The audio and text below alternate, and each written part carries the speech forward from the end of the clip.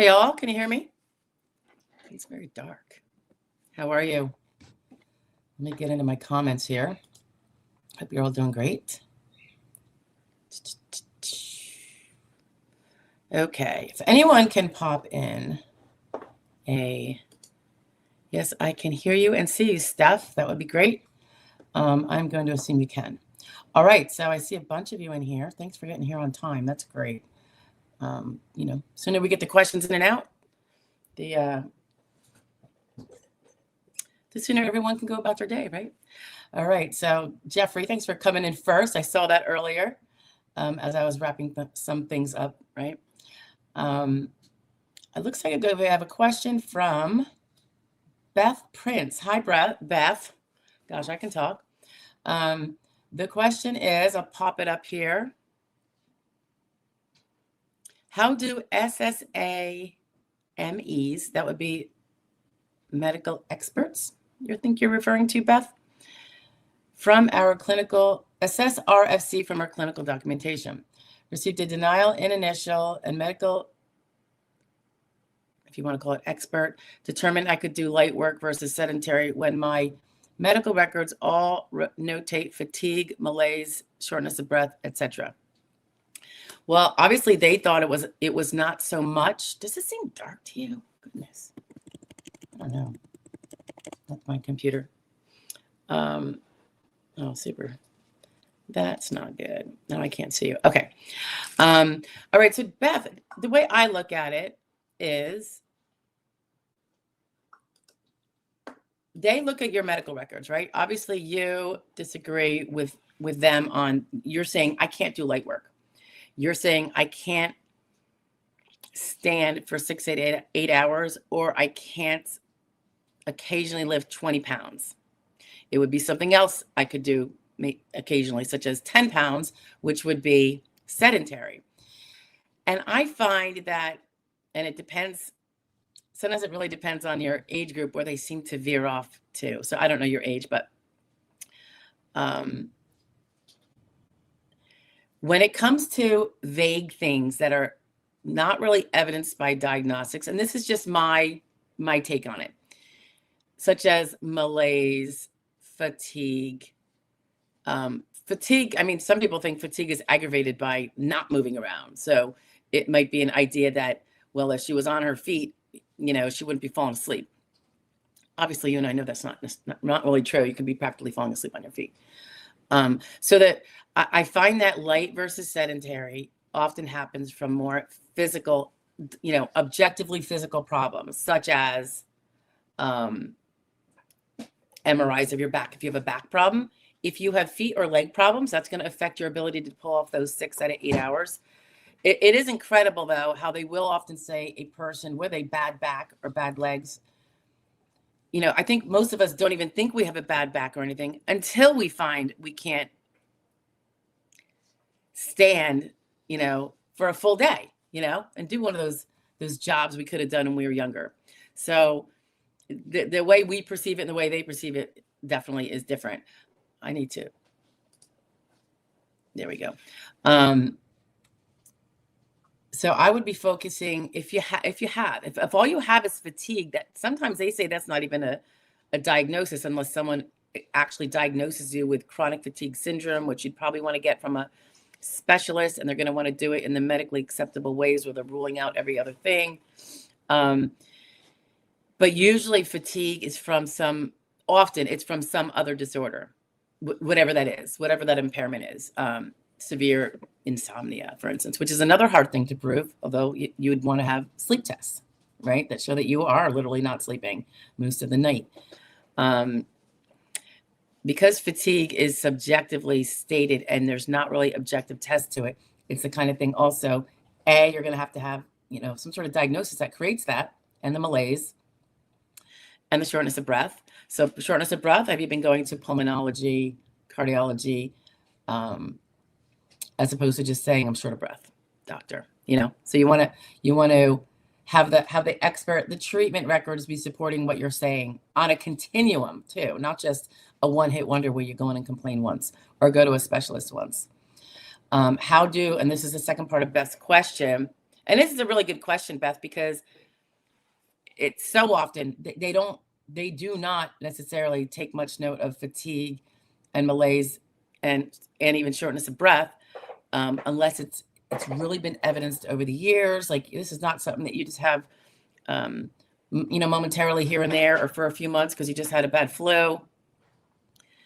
And that might also be kind of touched upon by the fact that we have to have a 12-month duration of whatever is disabled, or the impairment that is currently disabling or causing symptoms. So, here and there, complaints of fatigue, and I'm not saying that's what you're doing at all. You might be completely treating for it, but this is just a general question, right? That's not even going to come up as a 12-month, because, if you said it 8 months ago, and then you said it 8 months later, and there's nothing in between, where are we getting the 12-month continuum, right? Because that's a basic minimum mandatory. So consider that too. The second part was, how do we refute this during recon when our doctors refuse to do RFC paperwork or a medical statement? Most doctors won't do an RFC statement. A few little gems will. Of course, you really only want them to do them if you have a properly prepared one that's really intricately detailed as per their treatment and their notes that you already have. It's to almost like detail better the notes, but the notes have to be kind of in the right direction to do that. The way we refute it is by exactly what I'm saying. You're going to be going for treatment for a symptom of fatigue. You're going to be literally making, wanting appointments to address your fatigue, doc.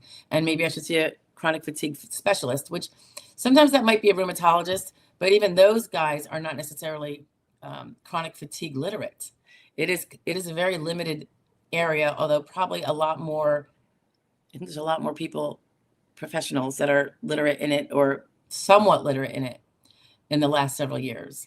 Now that COVID has come and gone, in the sense of not being new and scary, for many of us anyway, the recognition of like a long-term fatigue after a viral syndrome, which has existed for decades, but no one paid attention to. I had clients with it before, way before COVID. But they would definitely ignore, and it's all in her head and all that business, which they didn't seem to apply. No offense, guys, but they didn't seem to apply it to the guys. It was always in the girl's head. But now that this has come to light, that as being, it just took decades for them to recognize this, which is not unusual with the medical profession.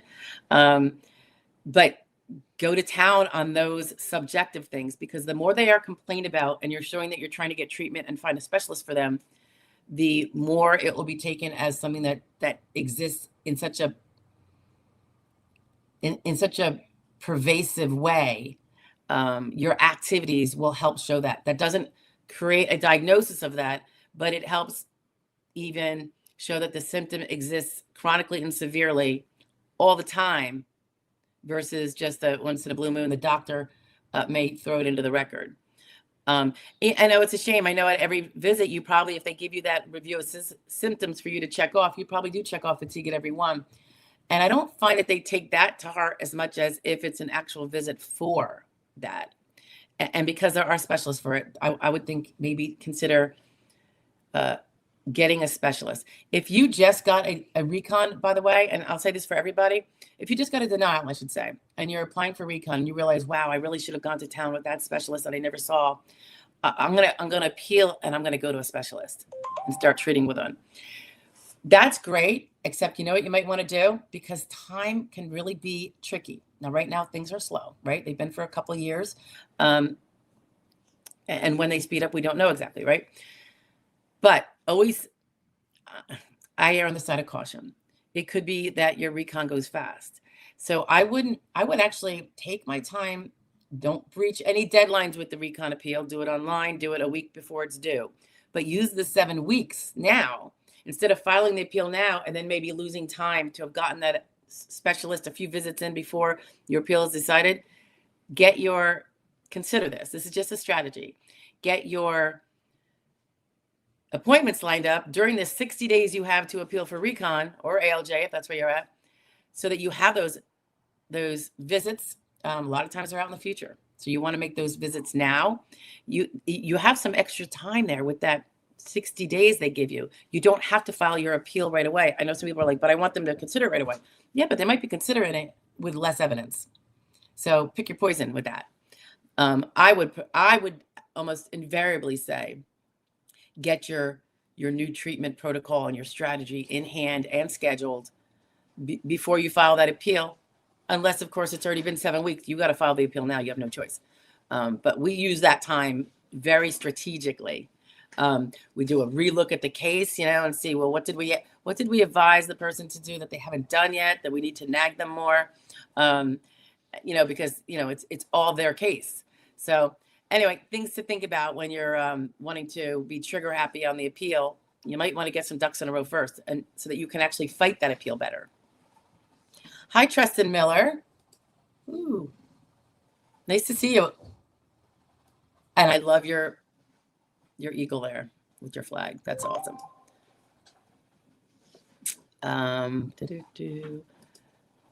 Michelle Esteban. Am I saying that right? Nice to see you, Michelle. What does a federal quality review consist of? SSA website says 7 to 10 days for more details. Obviously, I'm not behind the scenes with them, but my understanding is, so this is when usually, Michelle, and I don't know what stage you're at with this federal appeal. Were you going through initial, and then there was a determination, and you found out whatever the determination it is that you may or may not know what it is gone for a quality review? I think we just did a video on quality review. That is just where they overlook to see if the adjudicator is following the SSA guidelines, rules, regulations when it made his determination of disabled or not. Did they follow all the steps that are required under the law, and all that jazz? So sometimes we'll get they'll kick it back because they didn't get enough information about the person's prior relevant work, which is now the 5 years.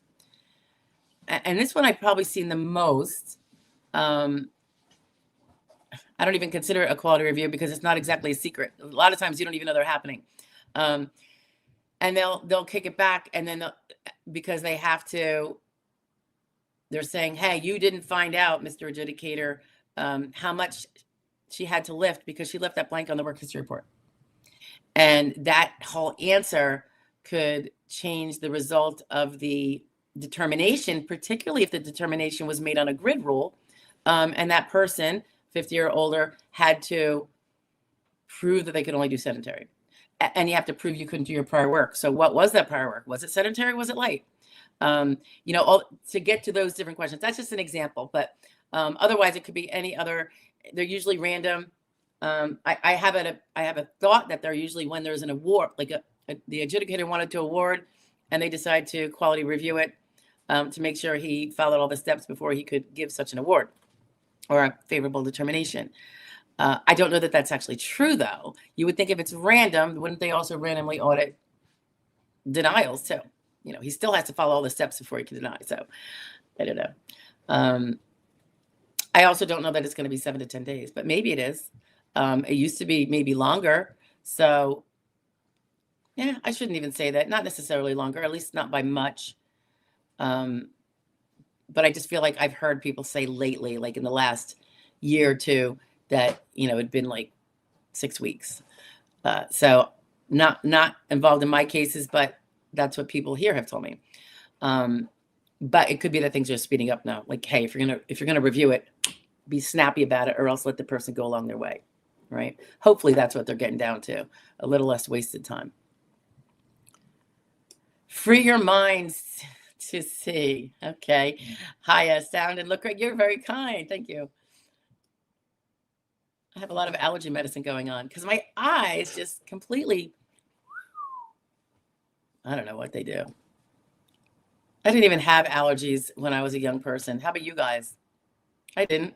I lived on a farm, had lots of animals, never had an issue. Now I have lots of animals still, don't live on a farm, unfortunately, and And I think it's not just the animals. I think it's seasonal too. But hello, Lionel Mandrake. Nice to see you. And thank you, Beth, for confirming you can hear and see. That would be really funny if I was going on all this time and you couldn't, right? Dimple, good to see you as always, my dear. Good afternoon from Ohio. I just got FMLA approved for intermittent leave. Excellent. Do you think this will be beneficial to keep on hand once I am unable to continue working and apply for SSDI? I do. I absolutely do. They're not bound by FMLA because the definition is vastly different. You don't have to be disabled from all jobs to get FMLA. However, it will certainly help show that you had a growing problem, which might not be disabling now, right, Dimple? And I know you're trying to hold out. You are a work trooper for sure, a person after my own heart.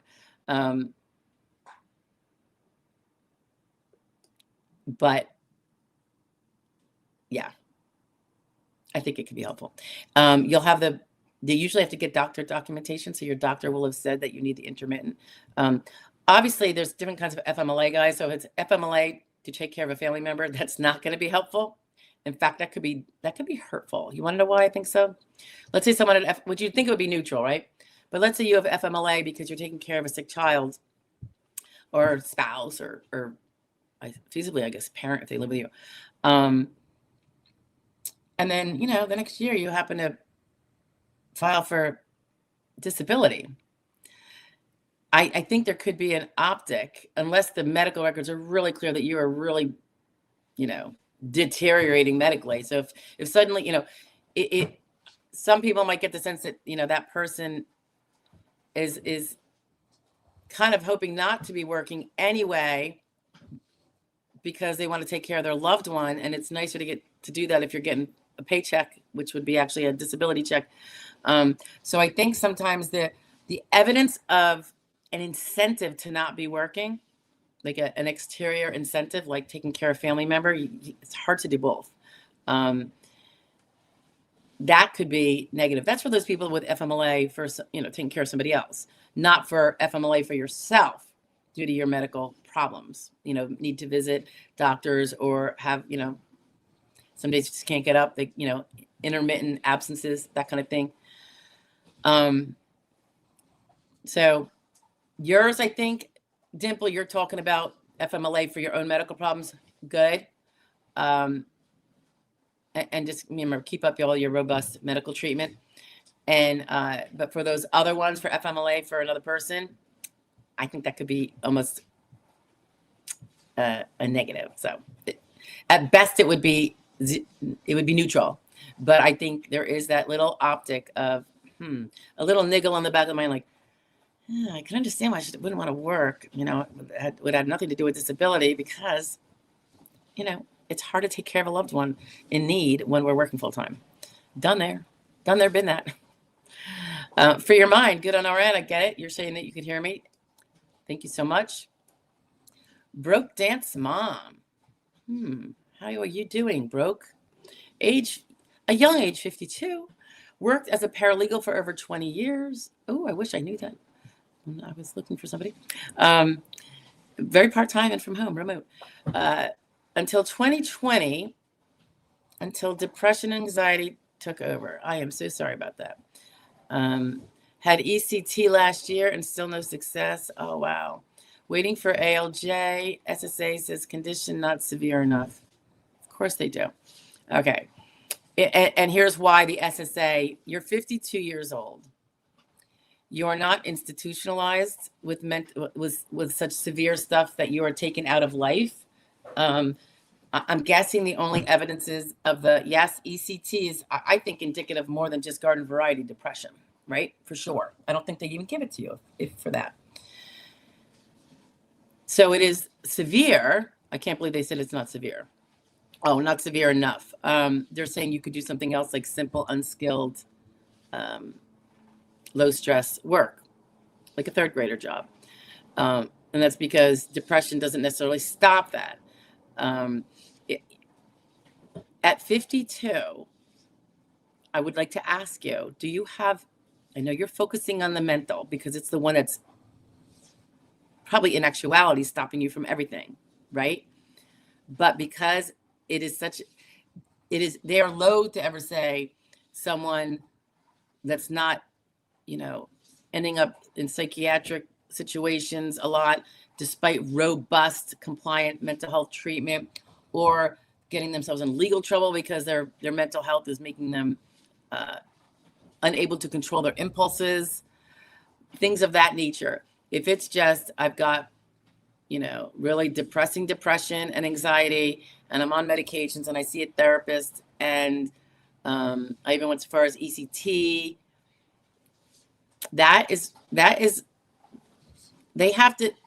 would have to say that you were unable to do any job, any simple third grade job because of that. And that is something that they are loath to do, because the majority of the working population is on, I say the majority, I think it's the majority, maybe it's a third, whatever it is, it's a huge amount, is on mental health medication, sees a therapist, one, both, or a combination of the two, and they continue working for years. In fact, most people who end up going on disability, who have any kind of semblance of mental health struggles, even if it's mild, they were working for years with it.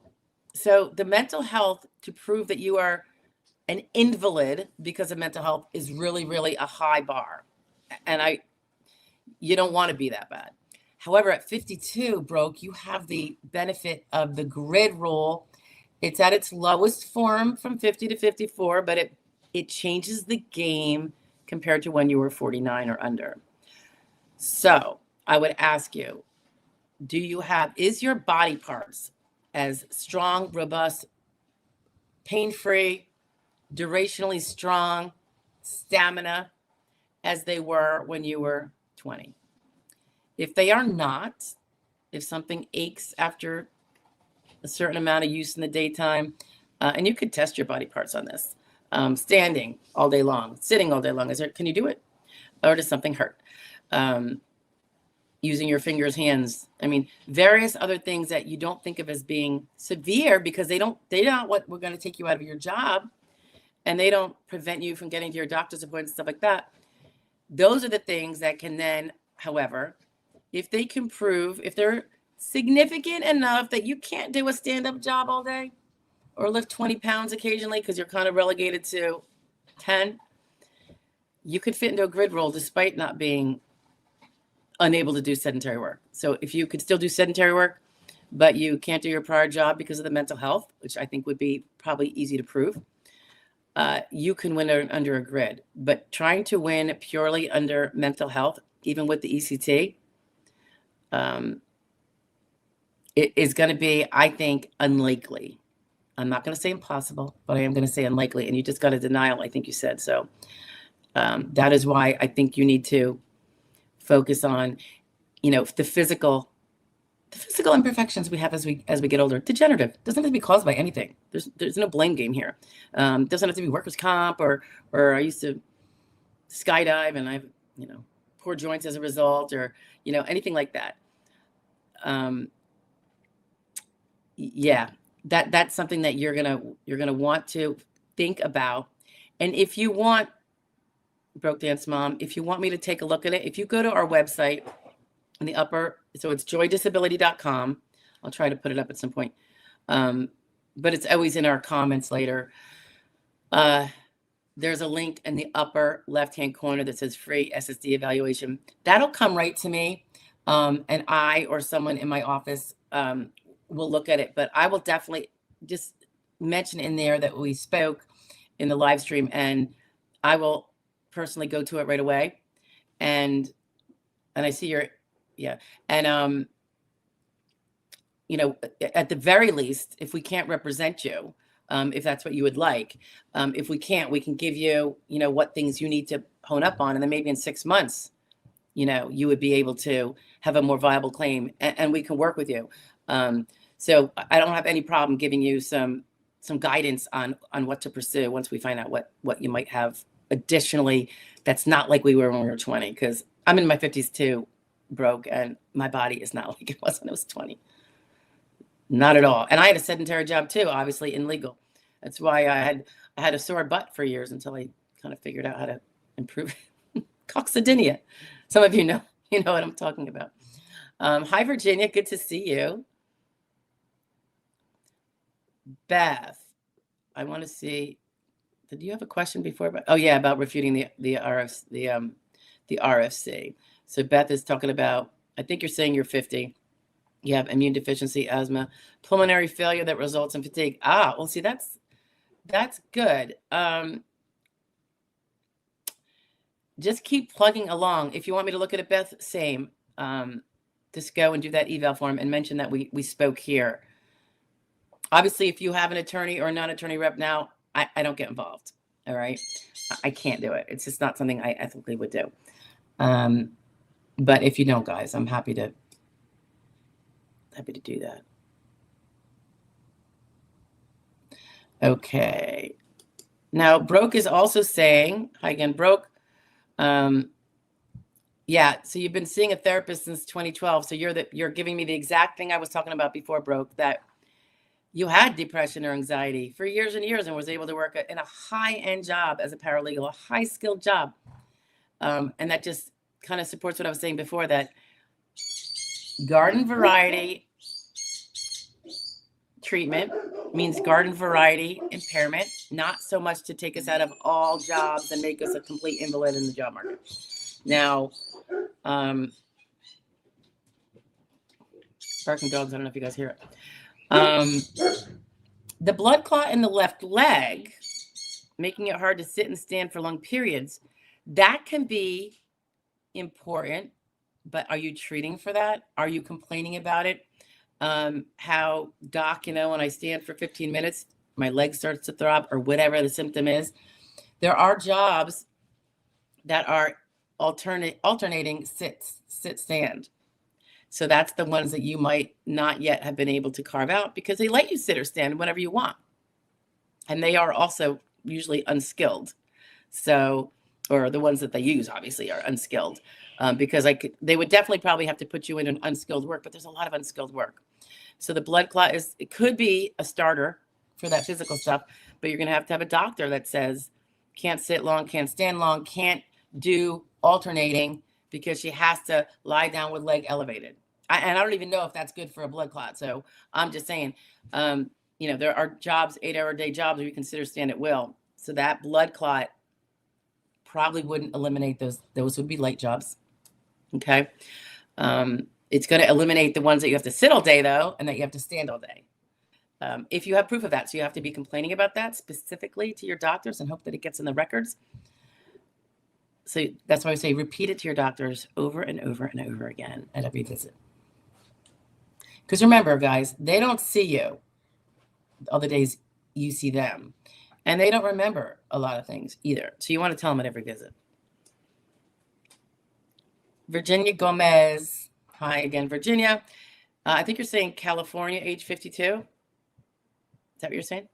Went to Social Security doctors twice in the last 2 years and told them I forget a lot. Like I'm a 10-sack time. I'm not sure what that is. My doctor is sending me to a shrink for ADHD. Does Social Security go back and look at this, or do I have to mention it? You have to tell the Social Security Administration if you have a claim. Every new doctor you're seeing, as soon as you start to see them, first visit, I would be communicating with the adjudicator to let them know that you have a new doctor because they're not mind readers and they're not going to be able to order those records. Okay?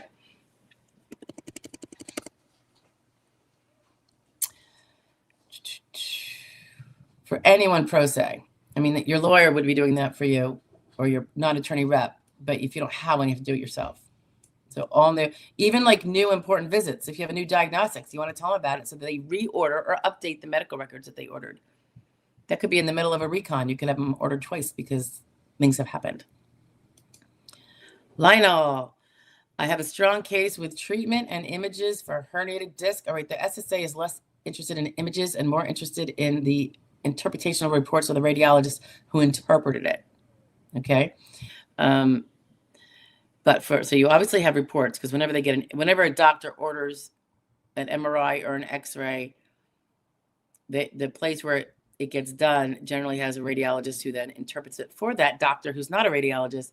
And so it goes back as a report to that prescribing doctor, and that's going to be in that doctor's records. So the reports are there. So you need to look at those, Lionel, if you want to know what they say. herniated disc, torn meniscus, migraines, vertigo, arthritis in elbow, carpal tunnel, and depression. It's difficult to get doctor statements. Don't worry about doctor statements.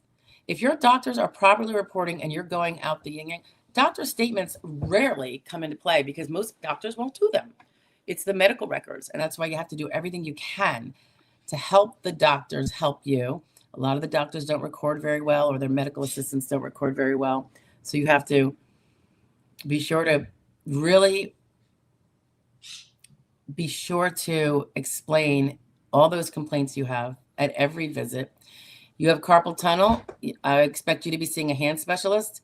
Maybe you've had carpal tunnel surgery. There would be a hand surgeon there, which could be the hand specialist. Depression, you are obviously seeing a therapist. Do you have a psychiatrist that prescribes medications, or a ARMP who prescribes psychiatric? If you're not taking medication, I'm suggesting you should. But you would, if you have depression, and it's notable, if it's something that remotely even bothers you, you'd be seeing a therapist, right? The herniated discs, obviously you're seeing a back specialist. You should be seeing that person regularly, whatever that reasonable amount of time is for your condition. What are the therapies you're doing? Are you having injections? How does it limit you with your back? Does it limit your sitting, standing, walking, lifting? Torn meniscus, that's obviously going to affect a lot of your standing and walking. When's the last time you treated for it? These things you should all be going to a specialist for on a regular basis this whole time and leading up to. Migraines, that would normally be a neurologist who specializes in migraines. So not just your run-of-the-mill neurologist, believe it or not. So a migraine specializing neurologist would be good. Vertigo might be along with the neurologist potentially, but you have arthritis in your elbow. So, there you've got like an orthopedic thing with the elbow, but you have arthritis. Sometimes that's a rheumatology thing. Sometimes it's not. Sometimes it's just the orthopedist, but I would expect an orthopedist for that. That could be the same, an orthopedist also for the back problems, but usually a back orthopedist will specialize in the back and not also specialize in the elbow, because obviously those are two very different body parts. So you might have, sometimes there's an orthopedic group that has an orthopedist that specializes in all the different body parts. That can be really simplifying for you if you find that. We have that where I am. I'm in Northeast Pennsylvania, and we have a lot of these big groups. It's really helpful from a simplification aspect. And of course, it's close to me, so we don't have to go far. The furthest we used to have to go was 45 minutes. So that's not even that bad. What else do we have here? Yeah, doctor's statements. I know everyone thinks that they have to go get one. Be careful what you wish for.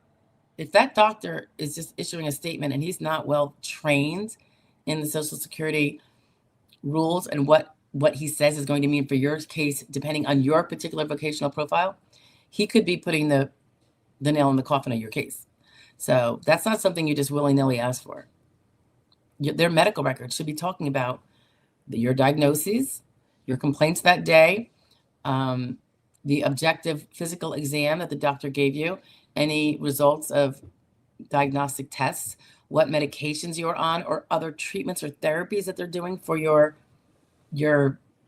particular impairment. So that stuff in a perfect world, and I know we're not in a perfect world, but those doctors should be really doing a good job documenting all that. And they generally do it for the diagnoses, generally.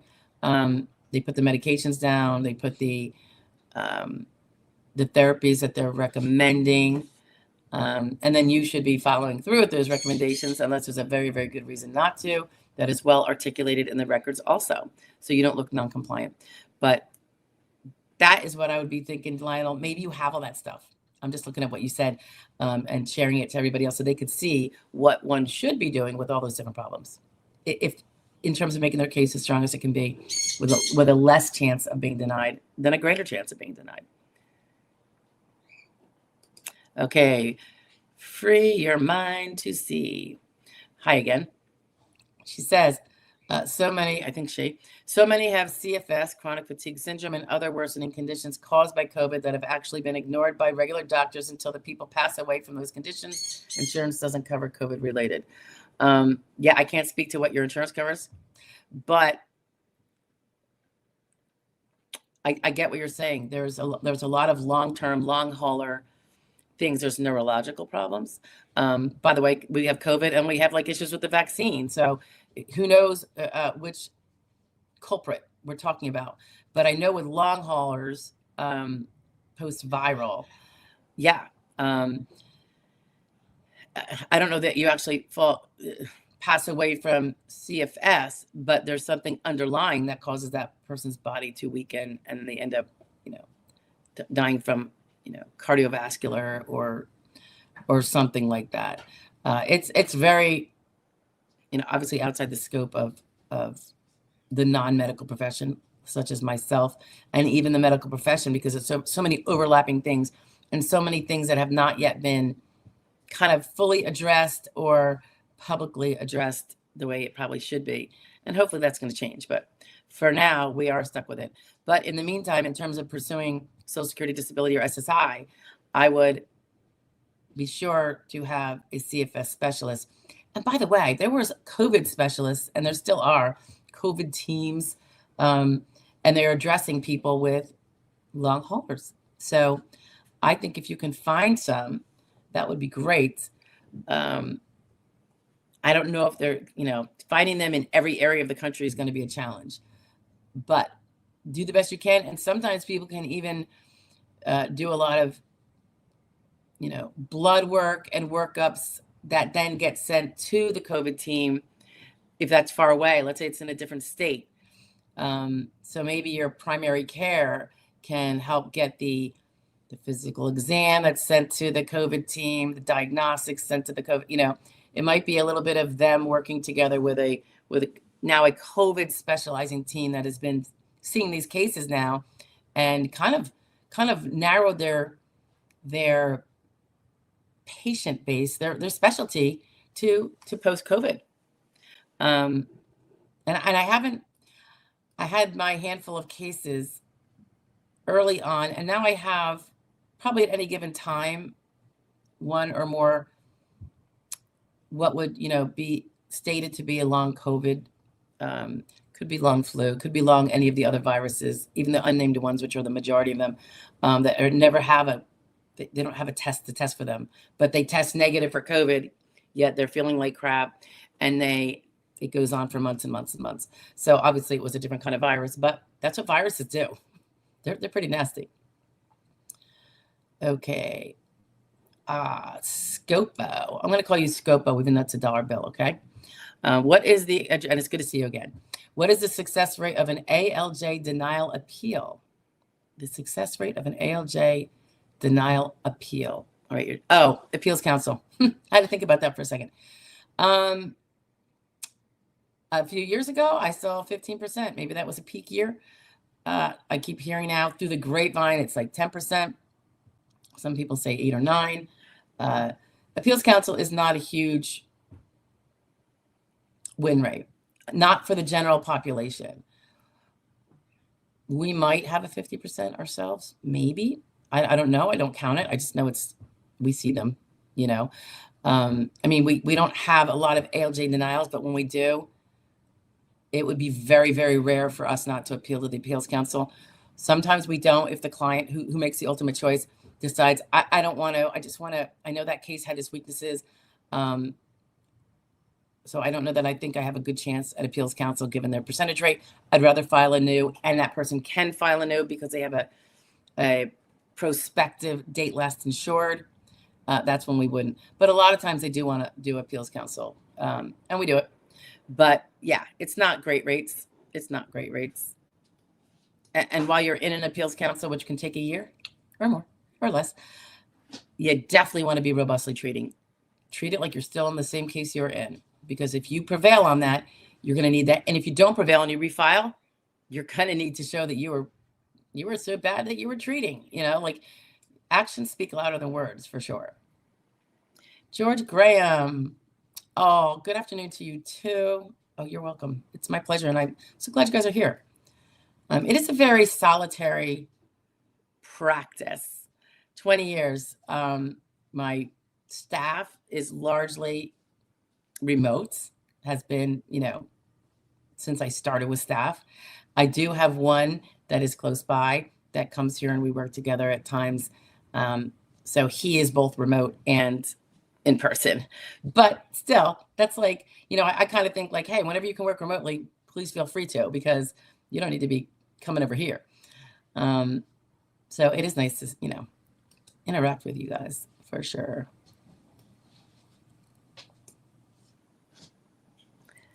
Dimple, my FMLA states that I can take 3 days off 2 times a month for flares plus 1 day for treatment. Ooh, that's good. And I'll tell you why. Even though you're still obviously working SGA, right, Dimple? 3 days off 2 times a month. I assume the FMLA doctor said I would expect her to need that. Then the question is, do you actually need that? Those actions will speak louder than words. Are you actually taking off that amount of time? Or maybe not all of it all the time, but maybe are you doing 2 times a month, you're taking 1 day or 2 days? And the reason I say that is because, okay, 3 days off 2 times a month, that's 6 lost days from work. There is no vocational expert I've ever heard in 20 years that would say that's acceptable to the customary tolerances of employers. And having to do that, if it is believed to be medically necessary and expected and will happen, would define you as disabled.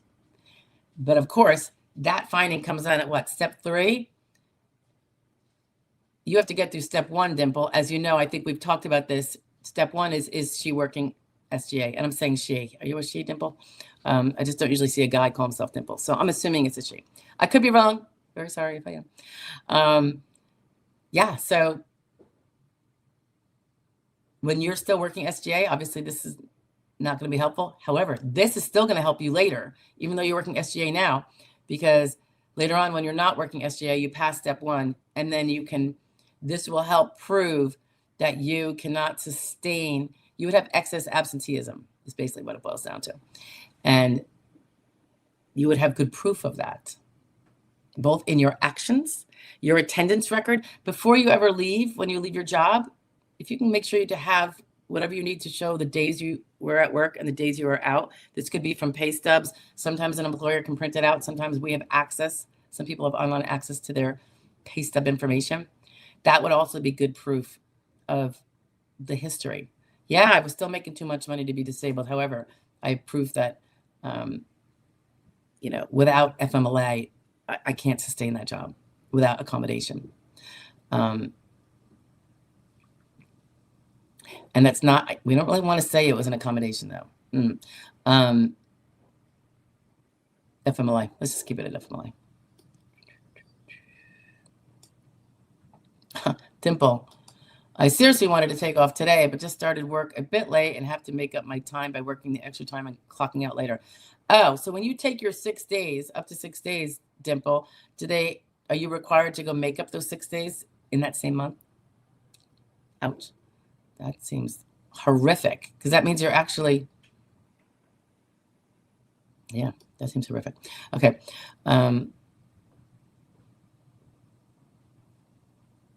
Free your mind, yep. Deanna Houston. Oh my gosh, that sounds like a movie star name. What a great name. How do I update diagnosis? Did I already tell you that it was a great name? I think I might have. How do I update diagnosis on the recon, but the attorney would not update that information when filing the appeal? What the heck? What do you mean the attorney wouldn't update the information when filing the appeal? That's the whole point of the appeal. It's to give the newer information that can change the old visual. So why would an attorney not do that? I don't know. I can't speak for him. And I don't want to speak out of turn and start throwing daggers. Okay. I can't tell you what to do. I don't know what your attorney says, but you do have the power to contact your adjudicator and say, I have this new diagnosis. It's really something your attorney should be doing though. I don't even like my people talking. I want them to go through me and I talk to the adjudicator. I do not want them talking to the adjudicator at all. I fight it with every ounce of my being. Unless, actually, with adjudicators, there's almost never a reason why I would say talk to the adjudicator. That's my job, to do that. And that would include, I mean, I have a form when someone has a new diagnosis, I'm like plugging it in. You know, when they say, oh, I just got diagnosed, I'm like, oh, let's tell the adjudicator. I have a form, I plug it right in, I upload it. I mean, it's done in minutes. In minutes, it's up to the adjudicator. Whether the adjudicator looks at any of that stuff, you know, we can't really control them. But, you know, that's just crazy. Oopsie, hold on a second. I got a barking dog. And I'm trying to give him a signal, a beeping sound to say, be quiet out there. It worked. I don't know if you guys can hear them because I have headphones on. I have my favorite little shock ones. See those that go around the back of the head? Cool, huh? First ones in my life I can use. And I'm in, you know how old I am. It's been a long time. Okay, free your mind.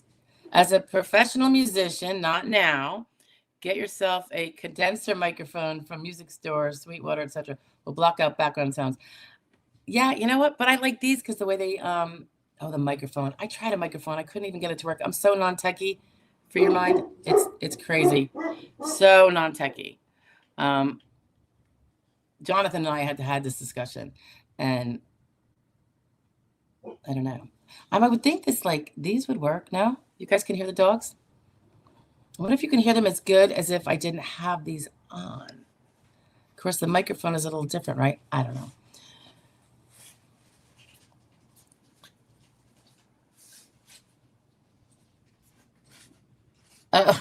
I'm looking at Virginia Gomez talking about Drew Barrymore. Oh, the first 50 dates with Adam Sandler. Wait, was that Adam Sandler? Who I adore. He's great. And Drew Barrymore. I remember her as a kid. She was so adorable. Remember that? E.T. Remember that name she calls her brother? Begins with a P. It's a great movie. I love it. Did you guys see there was a little reunion a few years ago with the brother. Yeah, the main guy. He's all grown and old like some of us. I'm like, wow, we are getting up there. All right, broke dance. Okay, so I'm gonna just put this up here. Broke dance. Depression's so bad. And you're welcome. Broke dance. I rarely leave the house and would be unreliable as an employee to any job. My therapist has this in notes, plus lack ability to get along with others. Okay. And those are really bad, big things that are important, because if you can get the SSA to believe that they are out of your control and frequent enough. So numbers count. How many times have you missed an appointment because you couldn't get out of the house despite having an appointment you really needed? And is it an agoraphobia thing with the anxiety? Sometimes there's agoraphobia. God, I can't even talk. Agoraphobia, or just, depression's so bad you're bedridden for days at a time, except when you say go to the bathroom, maybe grab a bite to eat out of the fridge, or maybe have chips next to the bed, whatever the case may be. You have a therapist. Is there a psychiatrist? Well, there must be, right? ECT. Medications, are they reflective of the severity? Now, sometimes think about this, and I don't want to offend anybody, because this is not a medical recommendation, but just an observation. When we talk about severe, can't leave the house, no quality of life, it's devastating what's going on with you, broke dance. I know it is. I can just even tell from your wordage. Have you ever thought of a brief inpatient to get stabilized, to get out of this funk? Some people say, well, I don't want to go to a hospital. Oh, well, you want this? You know what I mean? Like, sometimes it's like, which poison are you picking? So this isn't so bad. That's, I think, the way some people might look at it when they see 1 million significant depression, anxiety cases, half of which still work and half of which don't. Sometimes it's like, at what point is the quality of life bad enough where it's like, I'm doing that? And that's just kind of a question thrown out there. You guys are going to have the answer. And broke dance, you probably totally have an opinion on that. And you can tell me why. I won't be offended, I promise. If you say, no, I absolutely can't do that because. I mean, I have guys who will avoid inpatient at all costs because they've been there. And to them, everyone, really, it seems like a nightmare. Now, what about also partial hospitalization, or it just something more? I mean, you have the ECT, that's a start, but like, and I'm saying this only from evidence point of view, you guys, not from medical advice at all, just from what I notice.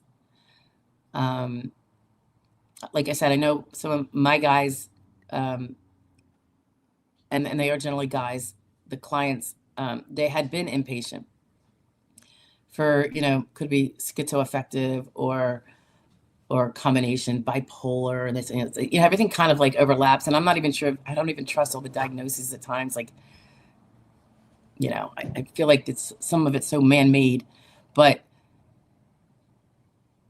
is there a point where it's like someone's not doing what might be a long-term reprieve, maybe not permanent, but long-term reprieve from the severe symptoms, And of course, I say this as if it doesn't require money, beds, insurance. So I get that too. But I like to hear from people as to, no, I'm avoiding that at all costs because sometimes it might be I have kids at home. But again, how well are you caring for the kids if you're not functioning, right? Even just from them watching, what is that relevance, So sometimes that is just things I hear and see, like the questions, like, well, if it's that bad, why isn't the person taking more serious, medical decisions to get stabilized? Because it doesn't seem stable if it's still that severe. That's all. Lionel, you're welcome about the information on the doctor statements.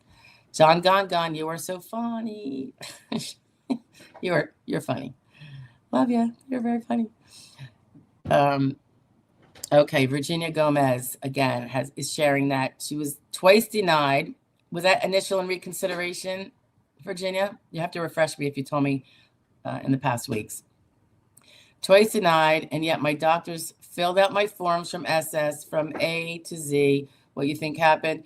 You got the say it like it is, Chica. All right, Chica.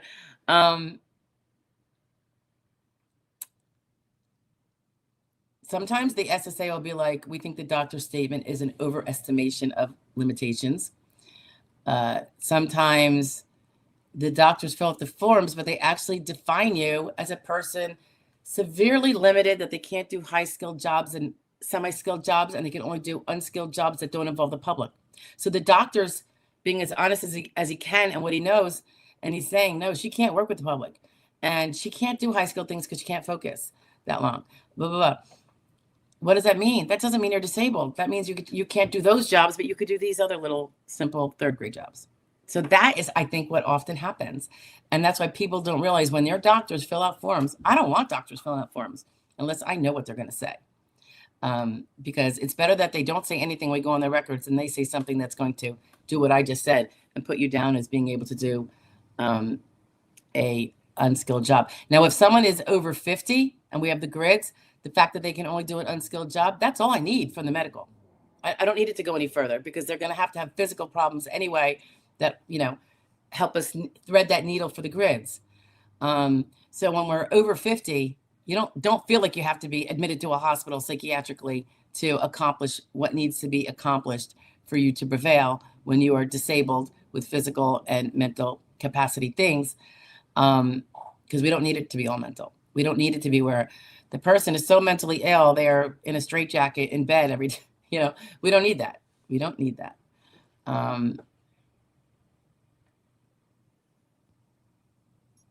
Oh, broke dance. I don't have one now. She's talking about how I mentioned you were looking for a remote part-time paralegal, and I would love to chat. By the way, it does not pay very well. But it has some perks. But I don't have any openings right now. I did this over the last year. And I do have someone now, a couple actually. So, but that does change at times. People, move on, particularly when they, sometimes it's an impaired person who can work and is very bright like yourself, but really needs part-time flexible hours. Don't give me more, if they don't want more than 25 hours a month, bonus, because we do have our ups and downs, you know what I mean? Like there's sometimes I get a rush of things and then I'm just doing hearing prep, so it really does depend. Okay. Phantom Canuck, nice to see you again. Is SSA using AI to find bank account, cars, or property in a recipient's name? That really doesn't take any kind of new AI, Phantom. The federal government, including the IRS, for decades has used computer systems. I mean, I guess it depends on what we define as AI. I kind of think anything automated is a bit of AI.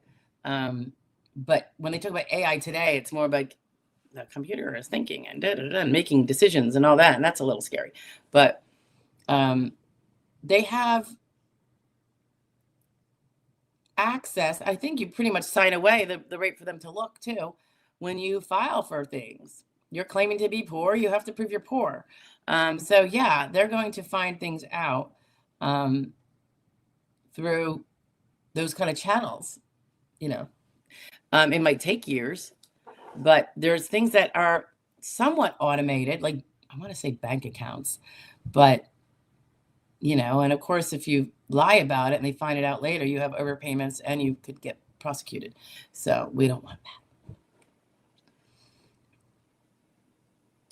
But I don't know that those videos are wild that you're talking about when it comes to saying, I mean, they might be trying to make people paranoid. But and for sure, we know there's been a lot of BS out there, but they do have ways, the IRS banks send them 1099 or 1098s or whatever it is for the interest. There's all sorts of ways. And again, we sign away our right. If we want them to, if we're claiming that we're financially, this would be SSI. You're obviously only talking about, because this would not apply to Social Security disability, where you can have $1 million in the bank because it's yours.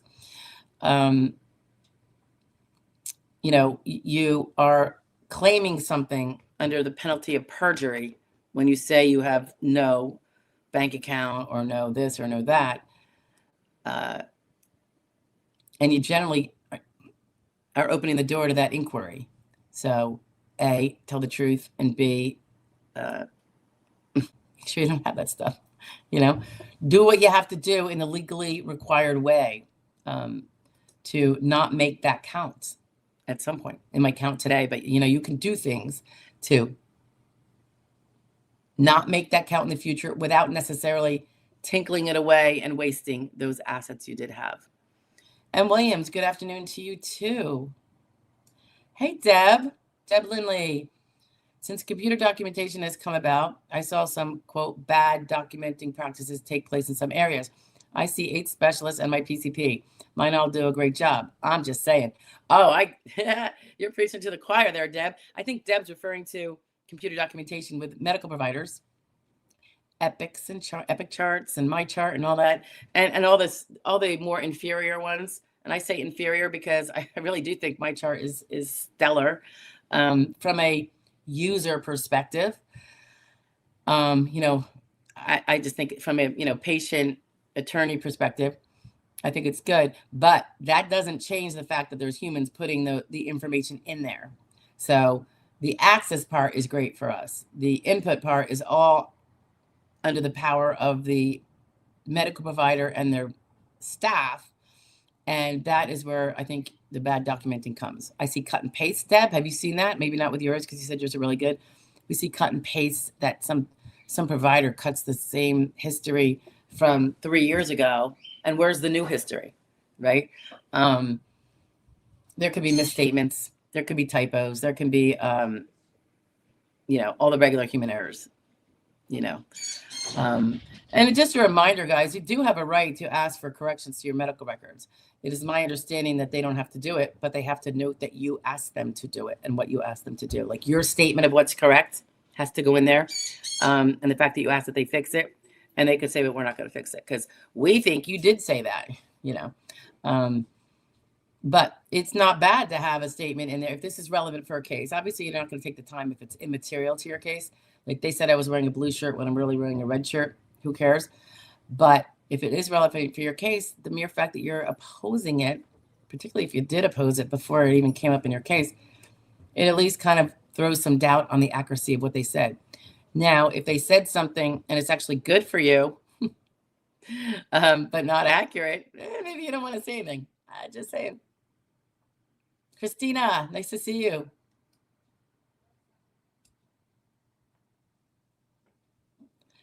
Okay, free your mind. I'm popping you back up again. I have my disability, but local big chain grocery dropped delivery 3 years ago.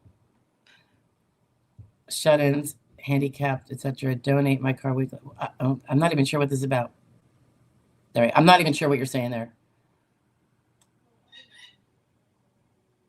All right, yeah, it's a little complicated for me. I'm a little slow. Sorry, Free.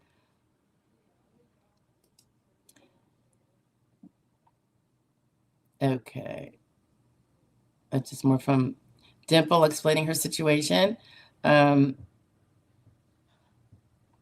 Beth, I'm sorry your dog passed away. We had our German Shepherd pass away last year. She was our queen. Now we just have the knuckleheads. The Three Musketeers knuckleheads.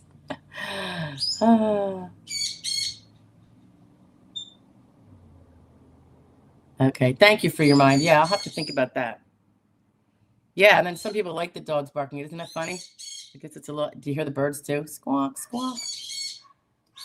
They're quiet unless someone walks in out there. Okay, William Gantz. Nice to see you. Haven't heard from you today. SGA earnings at 10,000. Okay, that's not SGA earnings. That's under SGA earnings. Okay, numbers are not my actual. Okay, so you're making up the numbers. So if it was SGA, it's going to be something great, much higher, right? For 2024, for SSDI earnings, 1099 reporting shows. Okay, so your 1099 shows SGA. So we're going to ignore that 10,000, right? Because that's inconsistent with SGA. So I do gig 1099 work for a friend, considered sheltered environment. Can I make more on net at under SSDI?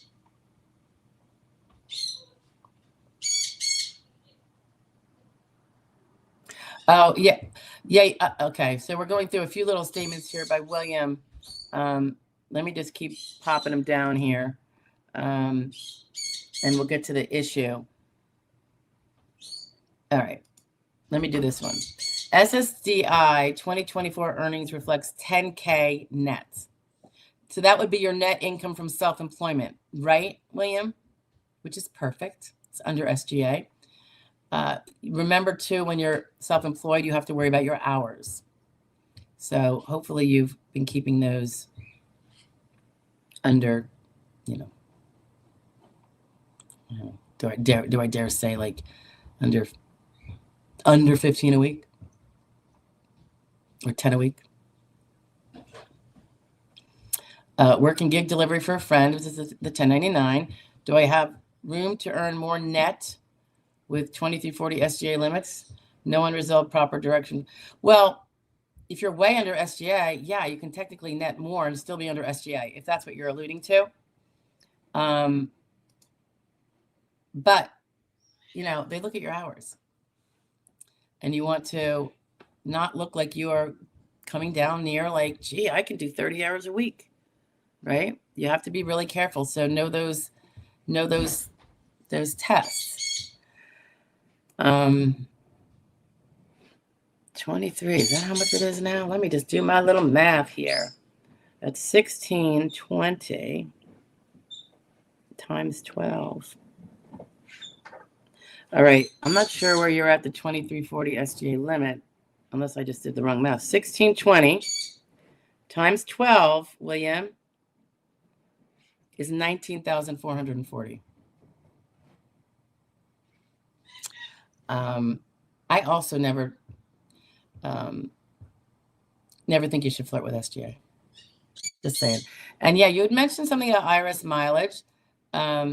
Using standard mileage, no need to hold spending records. True, but you want to have your miles traveled on hand. Not on hand, like in your hand, but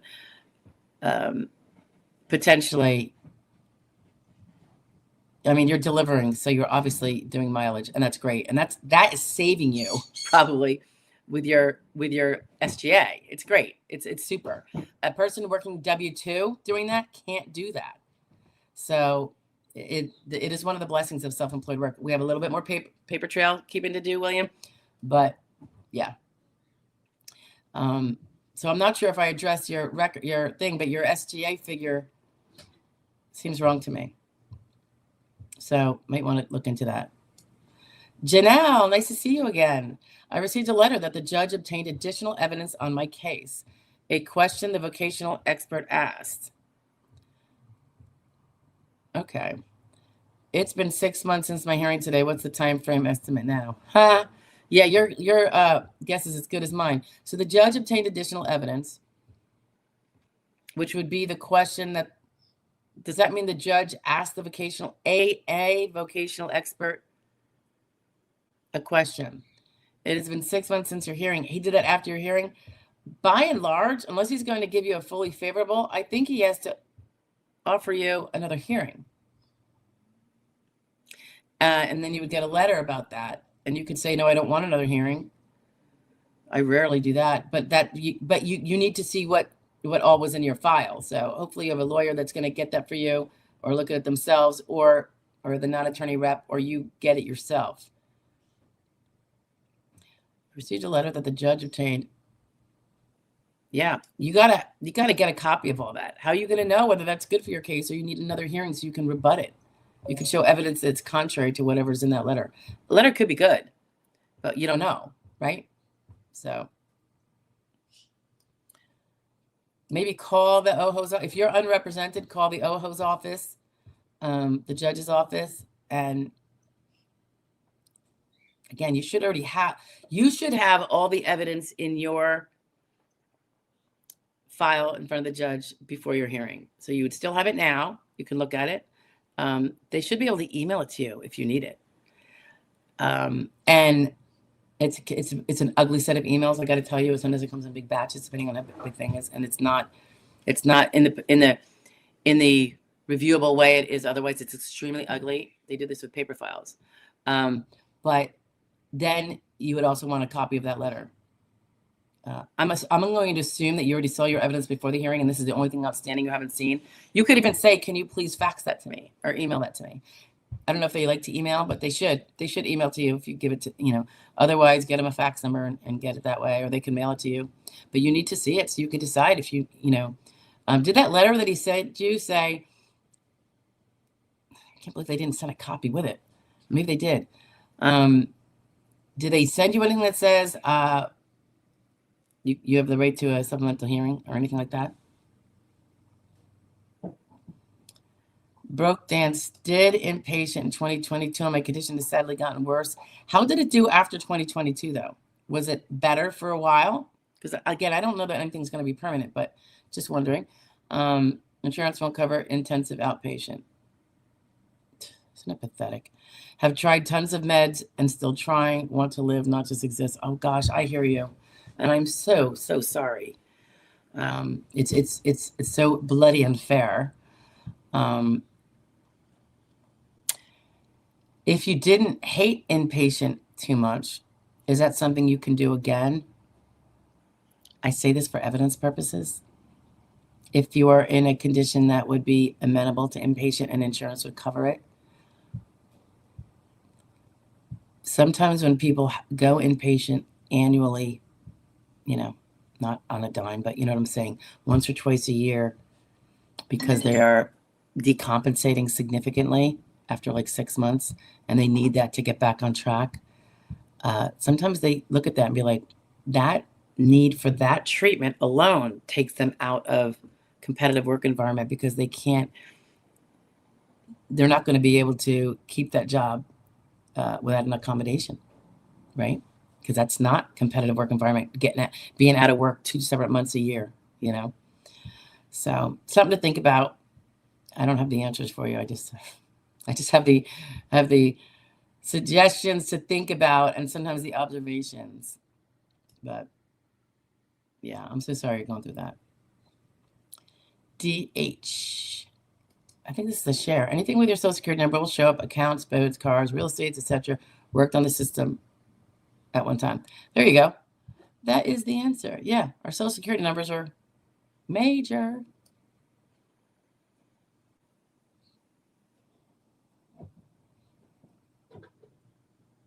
Thank you, Christina. She's very kind. Don't forget to like, share, comment, and subscribe. Agree. And of course, if you ever want to have a little bit more, guys, you can be a member. But that's a paying thing. There's very low-end tier there. It supports a certain mission we have that's described in a video, I think. But anyway, either way, it's all good. I mean, just being here is great. I appreciate it. Okay. Let's face this. Hi, Steph. Well, hi to you, too. Pop it up there. Nice to see you. Hi, MM. She says, hello, attorney from Michigan. Nice to see you, M.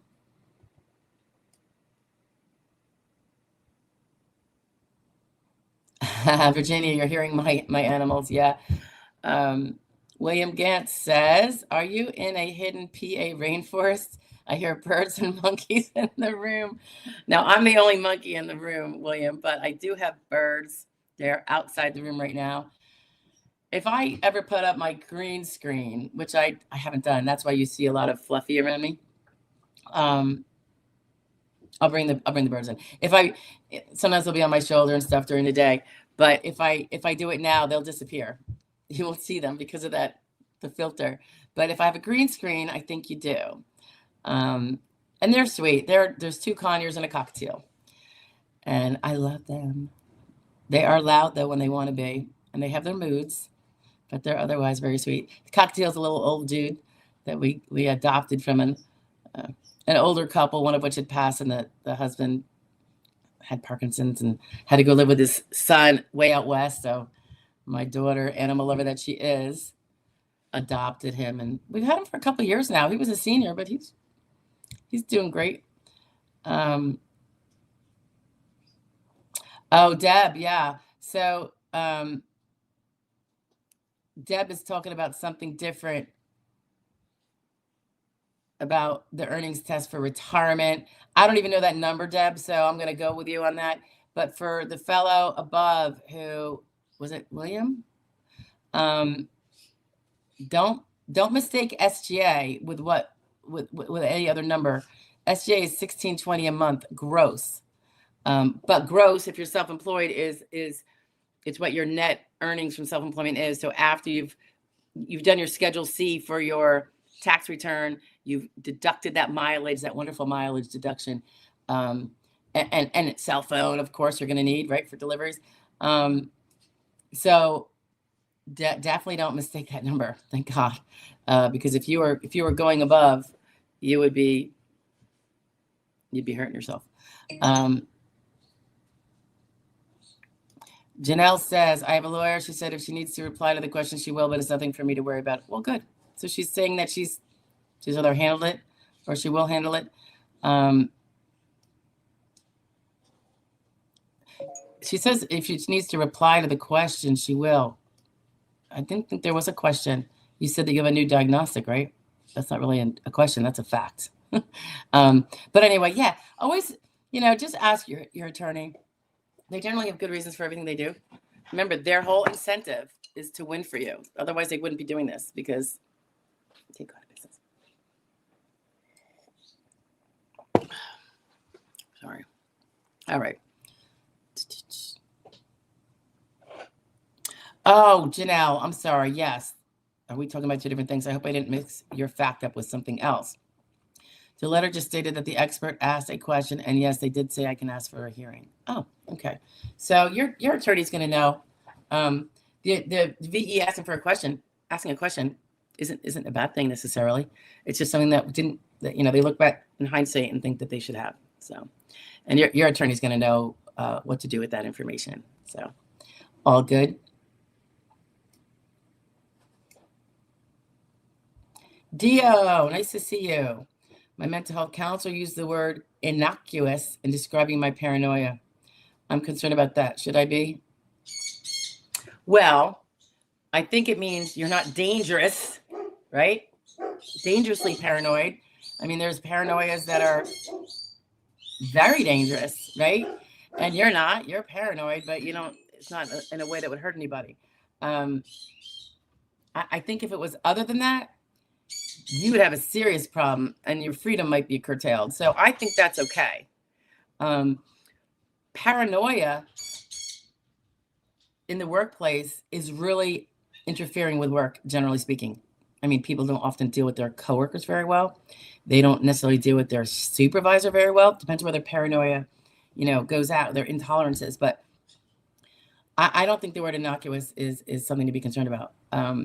Because if it wasn't innocuous, then I think you have bigger concerns outside of winning a claim. That was weird. So I don't think that's bad. It'd be nice if there's evidence of what examples of the paranoia. I don't know if you did a function report, or if a third party that you trust is the one that talks about, he acts paranoid a lot.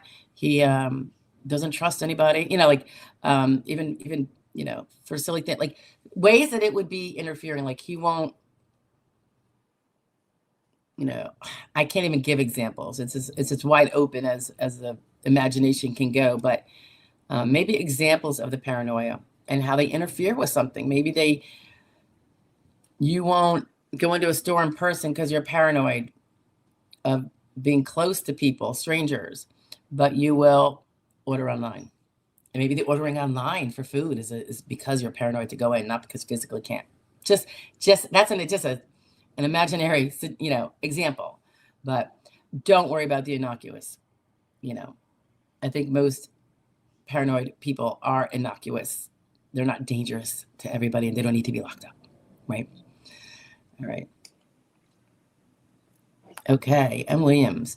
Waiting for initial, did physical and mental consultative examinations, age 56, limited education, nerve impingement, and COPD, anxiety and depression, salvage yards, and construction work most of my life. I don't know if you have a question, M. Williams.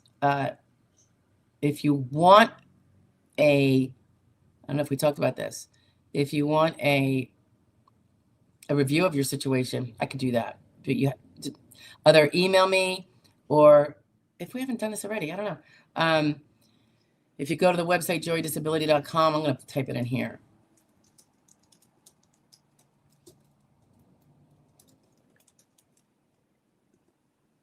You can look in the upper left,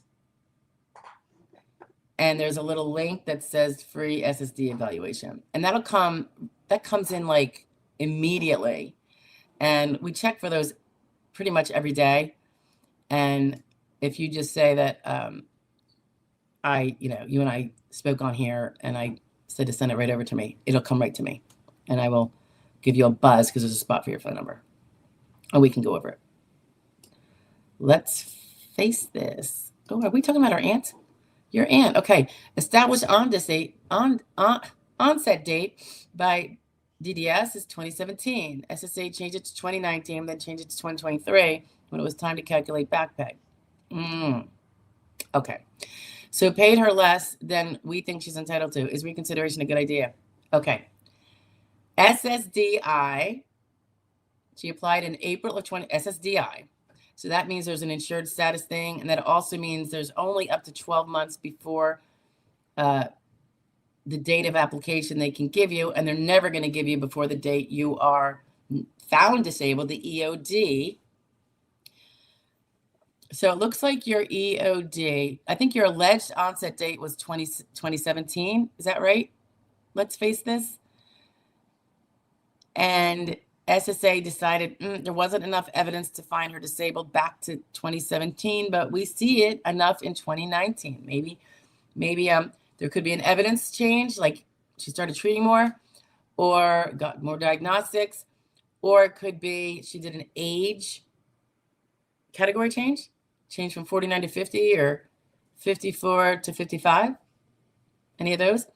Around that time in 2019. Now, EOD 2019, you're saying they changed it to 2023 when it was time to calculate back pay. I don't have all the details here, but it doesn't necessarily mean they changed the EOD. What it means is if she filed in 424, they cannot pay you anything back to beyond 4 of 2023, regardless of what your EOD ends up being, even if it was 50 years ago, because there's not full retro. There's only up to 12 months of pay for the 12 months before the date you apply. And if you applied in April, the filing date, April of 2024, they can never pay you more going back prior to April of 2023, even though they found she's disabled back to 2019. Now, the nice thing of having things remote a bit is that she will more quickly be eligible for Medicare. That's a plus.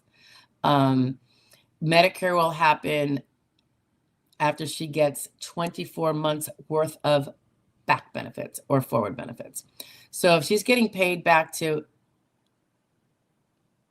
April of 2023, and that's the 5-month waiting period that she can't get paid for, they're putting before that. So that's good. That's the time she wouldn't get paid anyway. It's not interfering with her 12 months. So April of 2023, this month, she will be eligible for, this is my speculation here, double check this, let's face this. I think she's eligible for Medicare now, as of April. If they didn't reach out to her, like with a card or something she wants to call Medicare about, or there might be an SSA number for that.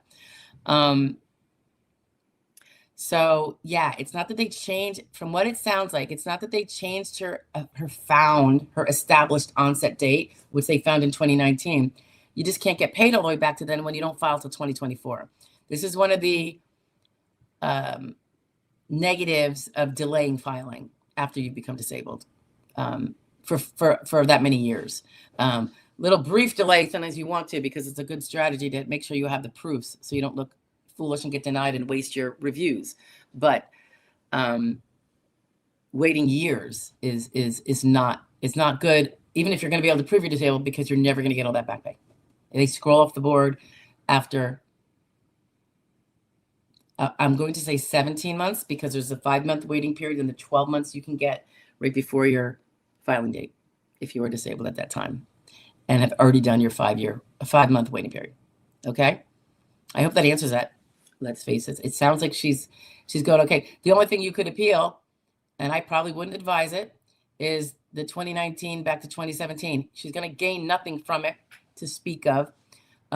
She might incrementally change her benefit amount a few bucks, but because there's going to be less zeros in there, but that doesn't necessarily mean it's going to change in any notable way, and maybe not even a few bucks.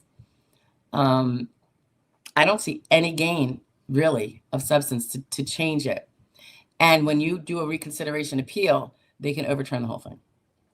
I don't really necessarily see that either, depending on her case, from a realistic point of view. But the case is entirely open, and they can relook at the whole medical finding. It's not just well, you can't change the fact that she's disabled, but we want you to look at the onset date. They can't do that.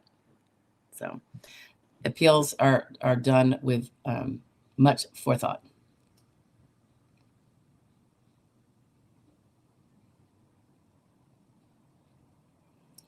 Okay, I think Mr. Vincent, howdy, good to see you.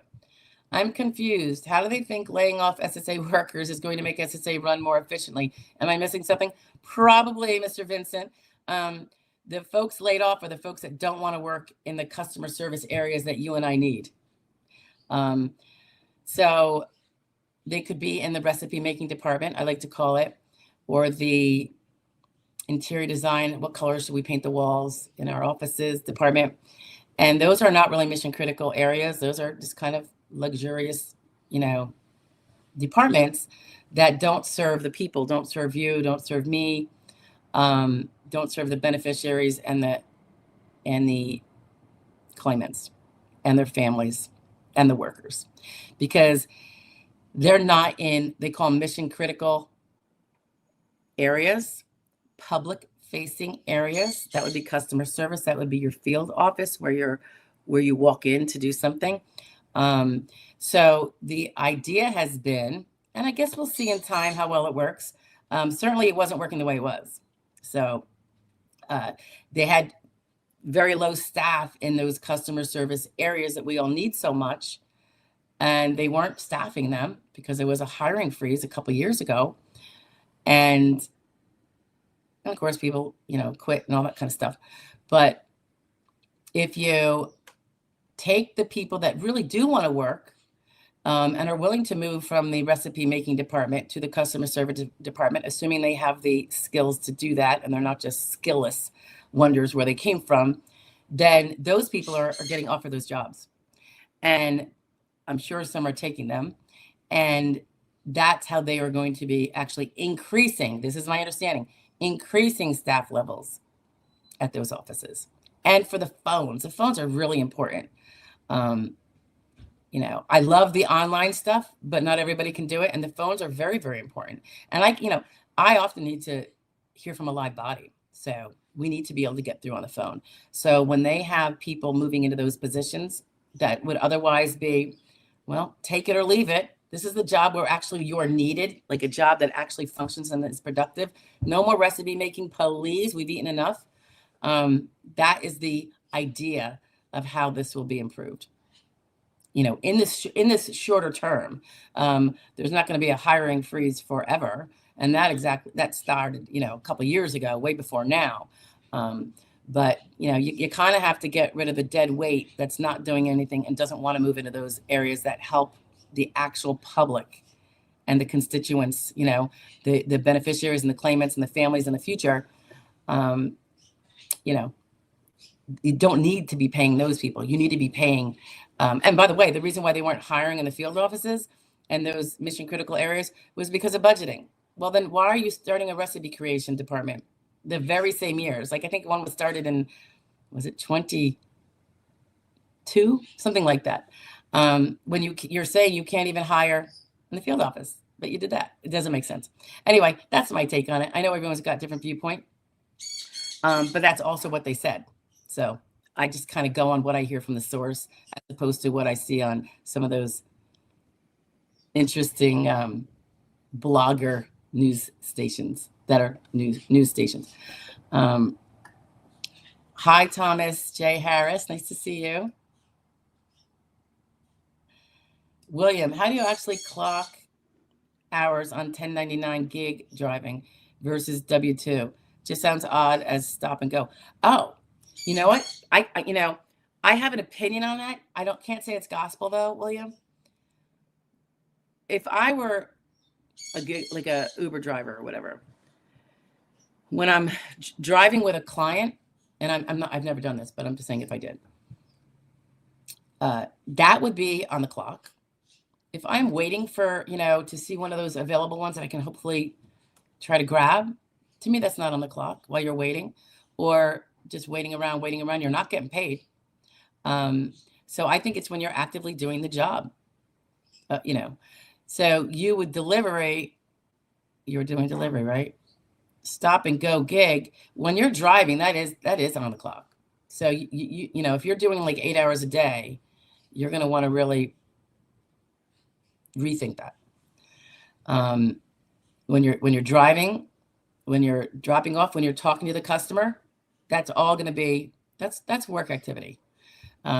If you are on call, just waiting for a delivery so you can make some money, that would not be. So even though you might be in the truck or might be in the car or might be waiting, I wouldn't consider that. That's my opinion.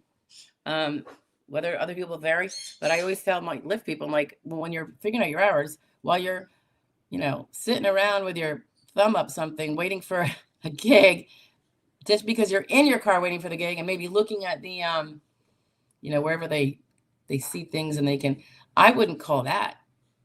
That's no more work activity than skimming the newspaper for a job, right? And so really their only time is that 20-minute job.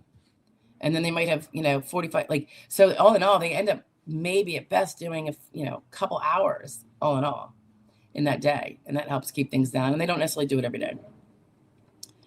Okay. Oh, good. I'm glad you like the birds. Let's face this. Relaxing vibes. Yeah, I love my birds. My birds, my turtles. The dogs I love, but such a pain. They are knuckleheads. They are such knuckleheads. Oh, Lionel. Yeah, Lionel's saying not to do inpatient because they can 5150 you. I know we have I think various states have different numbers for that and can keep you there. I'm sure that's true. I haven't tended to see it, but I have no doubt.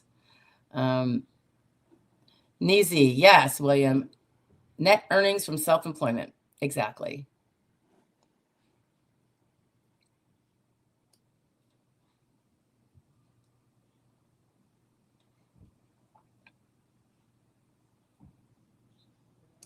Jackie, nice to see you.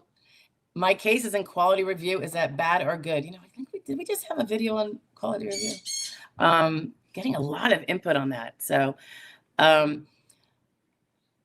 I have, and this could change, but the way I've always seen it is, it seems that we get quality reviewed, and this is on initial or recon, when,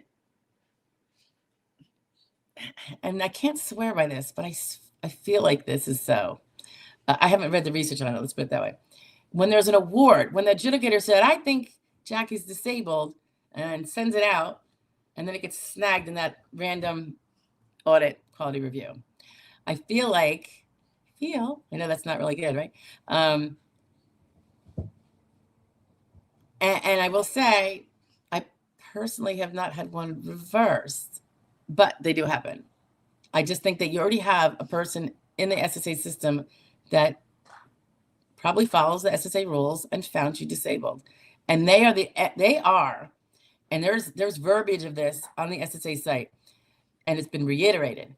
The adjudicator makes the final decision, even though they go and get the RFC from the medical expert. When the medical expert reviews all the medicals and gives them the RFC, it is their end determination. Okay, we know it's going to depend pretty much all on the RFC, but that suggests to me that they're only going to overturn that adjudicator on quality review if they fail to follow something, if they fail to get certain details on your work history, if your work history is actually relevant to the finding, or they didn't,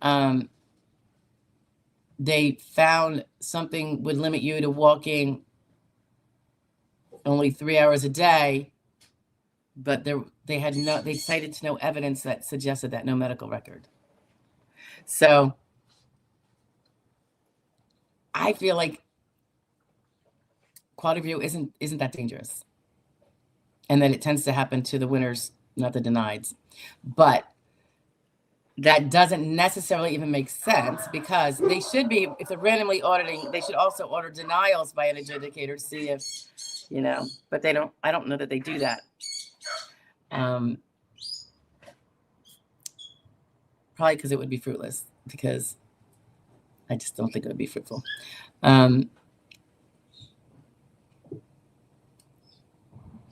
Okay. Okay. Let's see. Gulcerin. Is it Gizersu? Gulcerin Gizersu? Do we pronounce the G? I hope I'm not butchering your name. I apologize if I am. Unintentional. And you're from Turkey. Welcome from Turkey. SSA sent me a letter, said that I was eligible for divorce benefits. Oh, now I had a letter saying I am not a citizen. Can I be eligible if I live in Turkey? Gulcerin, I'm not going to have your answer right now, because I would have to review those rules because certain countries are off limits. I don't know that Turkey is, but we'd have to find out. And then there is dependent. That's a dependent benefit. And a dependent benefit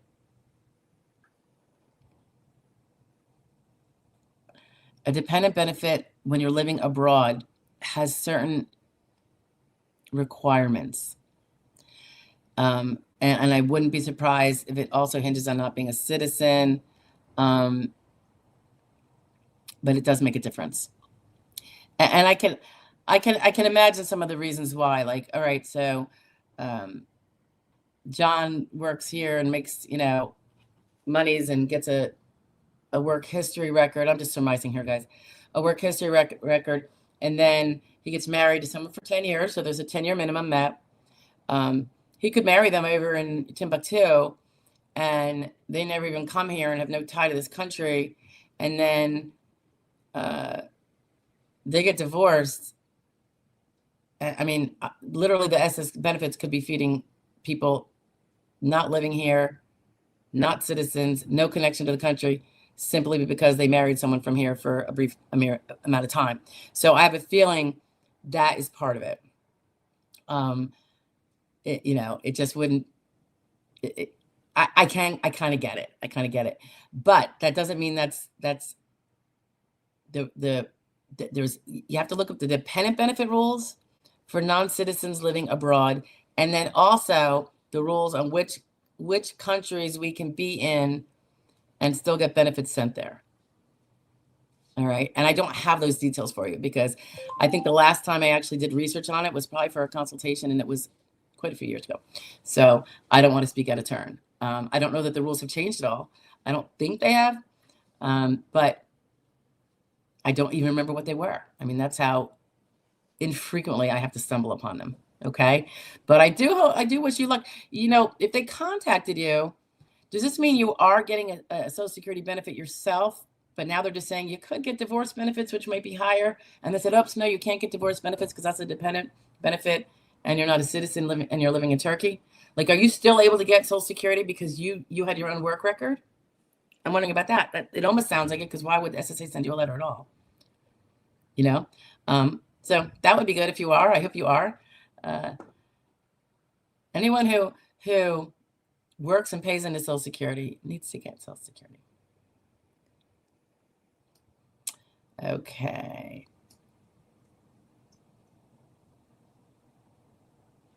So Jackie, I think I already talked about that, right? Yeah. Gulcerin.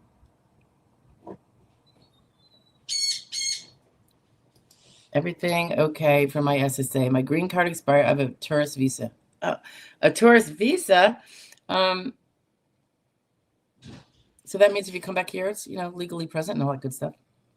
Ooh, Gulcerin. Hold on. 37 points. I have X has 40. And are you retirement age? That sounds like it, right? Like, you're not talking about disability. Gulcerin, can you get 3 more points? First of all, make sure that you can collect if you're living in Turkey as a non-citizen with your own work record. 3 more points. You could do that before the end of 2025 on part-time work. Social Security paying work. Isn't there something you could do? Do you know what I mean? Just saying. 37 points. You paid in. That'd be credits, guys. And we're talking about points. We mean credits. All right. I think we've got all the questions down pat, guys. It's been about an hour and 40 minutes. We're doing good. Can we close down the shop now? Or is anybody being slow popping something in? I'm going to give you a couple minutes. And while we're at it, for those of you that are here, I can't do next Wednesday. I will be traveling. I'll bring my work with me, but I'm traveling to Indiana. Well, first I'm going to the little house in Perry County, Pennsylvania, my favorite place, just for one night. And then I'm going, because this is with my mother, my 82-year-old mom. and we're going to meet my sister in Indiana at a little Airbnb for a few days. And then my mom is going for a long visit to my sisters in Minnesota. So we're meeting at a halfway point. My mom and I are actually just going to go I have a hearing, and then I'm going to, in the morning of Tuesday, and I'm going to boogie right after that. I rented a car, and we're going to go to the little house, spend the night, see my husband, and then zip off for the rest of the trip to Indiana, which is a halfway point between my sister and I. And I'm doing things like 5 hours a day. Like the trip to Indiana is going to take, we're going to do it overnight in a motel because I don't know that I can do the 10 or 12 hours or whatever it's going to take. So Wednesday, I would be, let's see, if I leave Tuesday, Wednesday, I'll be driving at 1 o'clock because we're going to be doing that the first 5 hours. So I'm probably going to, I'm going to postpone Wednesday. I'm thinking I could actually do potentially on Friday. I will be at the little Airbnb cottage we're getting, and I will look at this, guys, if you have anything. Oh, thanks, Trish. I could do it. I could totally do it Friday. We'll be settled, and it doesn't take long, and I'm very portable. I have all my equipment, because I work every time we travel. Like all last year when I was traveling to North Carolina for the passing of my husband's parents, and all that crazy stuff, which the house is in contract now. I brought everything with me. Remember with all that gallbladder stuff, for all of you guys that might remember that fiasco. But so I'm going to do it Friday. Does that work for you guys? It'll be same time, 1 o'clock Friday. I hope that sounds good. I hope you guys can show up. I know it's a different day, and we'll go back to Wednesdays pronto, but I have to do this trip. I have to get my mom out there, and we have to drive. So incidentally, if you don't have real ID, guys, you're not going to be able to fly. I don't know what day that becomes official everywhere.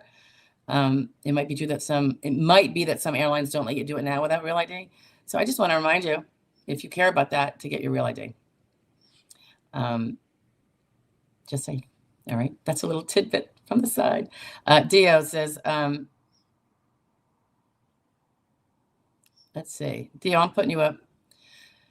My mental health counselor said my paranoia personality disorder interprets innocuous behavior by others as hostile threatening. Yeah.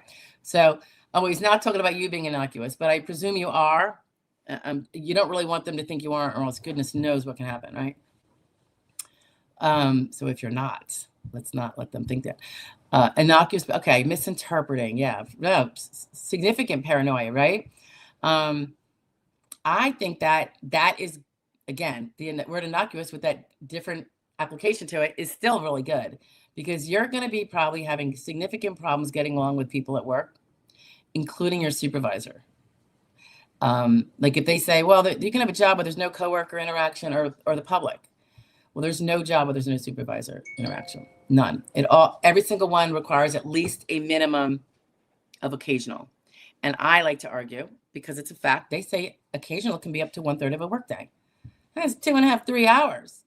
What's the chance of you not having a little paranoia if you're dealing with your supervisor? And how annoying. 2 or 3 hours a day, right? So, you might be thinking, he's innocuously sitting over there. He's thinking about how I'm screwing up, right? He's innocuously sitting over there, not doing anything, not even criticizing you. And you might be thinking, all sorts of negative thoughts. So, and that's going to affect potentially you're going to, I guess some of it has to do also, what do you do if you perceive that? Do you say something to the person very inappropriate in hindsight? Do you become dangerous yourself? That would be, I think disabling. I think if it could happen once a month, it's disabling. I think if it could happen once, but they always go down to, well, occasionally. But I do think that's good for your case. So hopefully that's not just a one-time description, that it's discussed, throughout your mental health records. Okay. Anywho.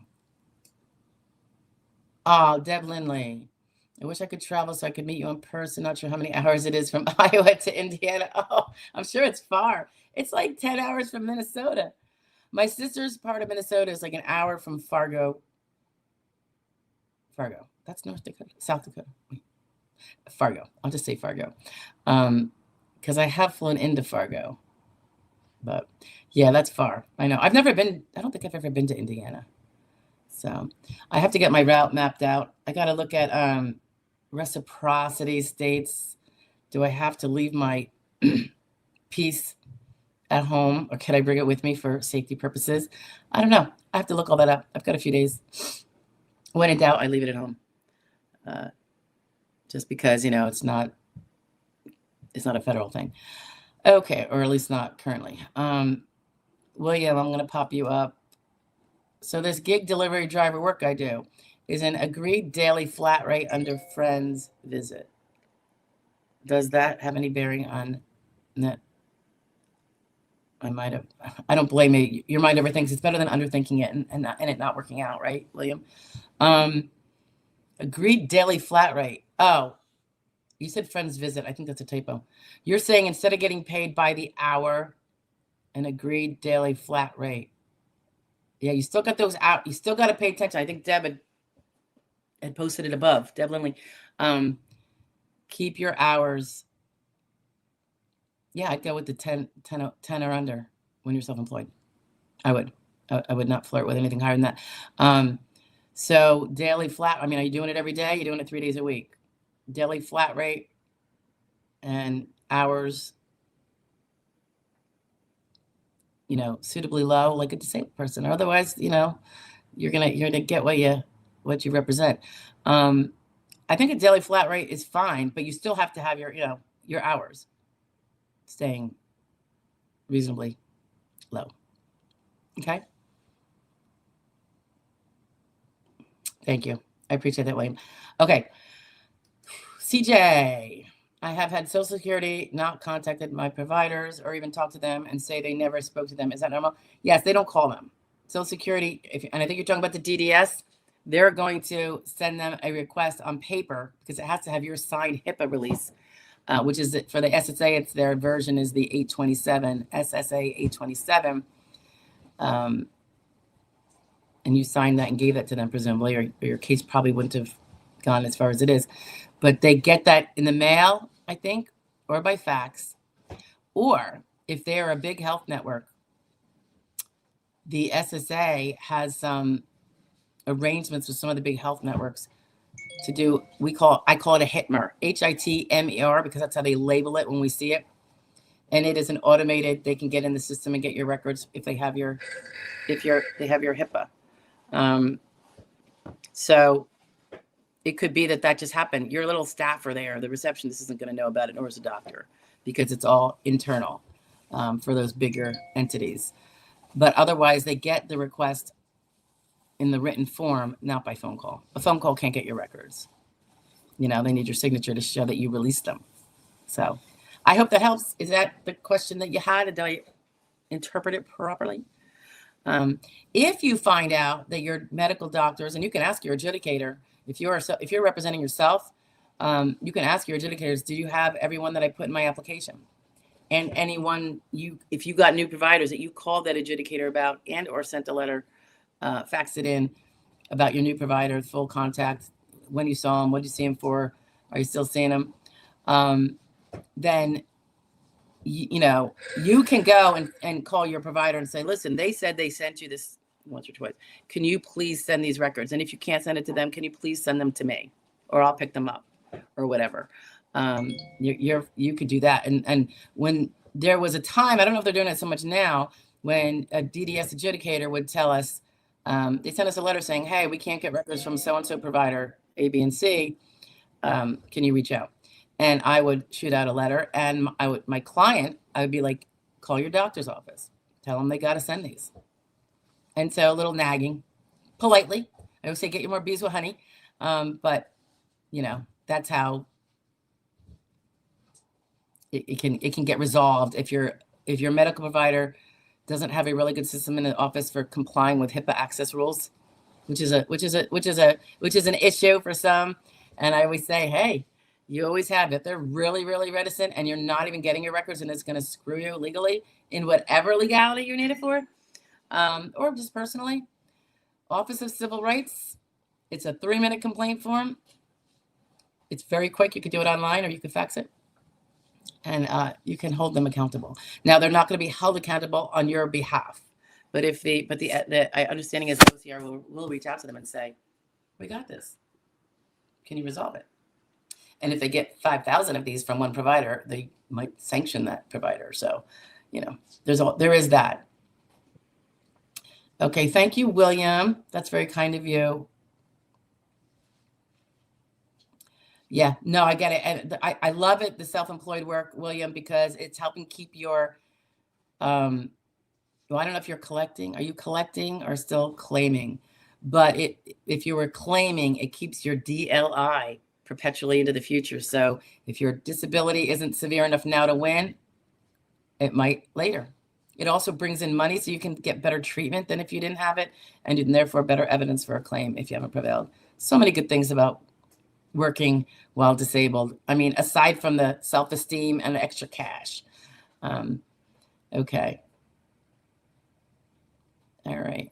CJ, did the DDS person tell you that they never contacted them? They probably didn't. Your doctor's saying it. Your doctor's office. I've heard this before, and I've actually seen the letter that they got. So sometimes they're not honest, or they're mistaken, or it came in and someone missed it and it went in the trash.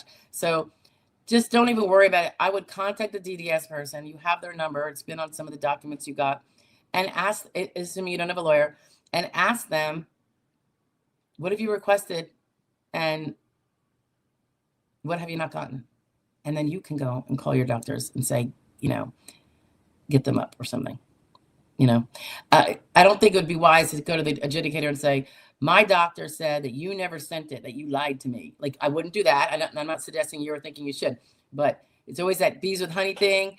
And yeah, you just want it to get resolved. You're not trying to make someone feel bad. And sometimes just the phone call saying, hey, my doctor says I didn't get it. I don't know if they did or not. Did you request it from him, or did you need me to help?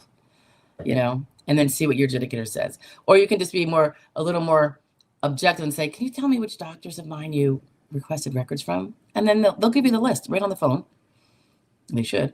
And then what they say. They have a list. They're not going to lie about it, because it's not even like her stamping an envelope, the adjudicator. It's done from some other office. They just have to do.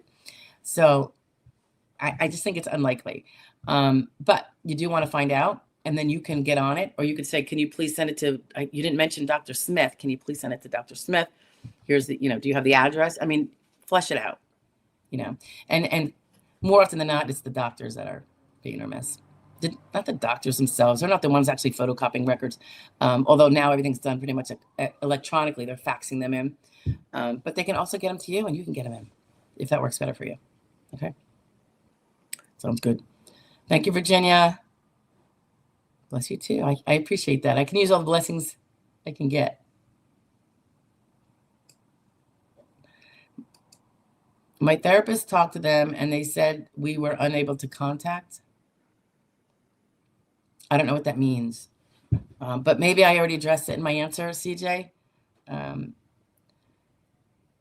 You feel like someone's lying. Do you think you're, mental health therapists are loath to give out their mental health records, some of them. So who knows, CJ? Can't say. And you have an attorney, so that's good. The attorney should be on it. Yeah, good for you.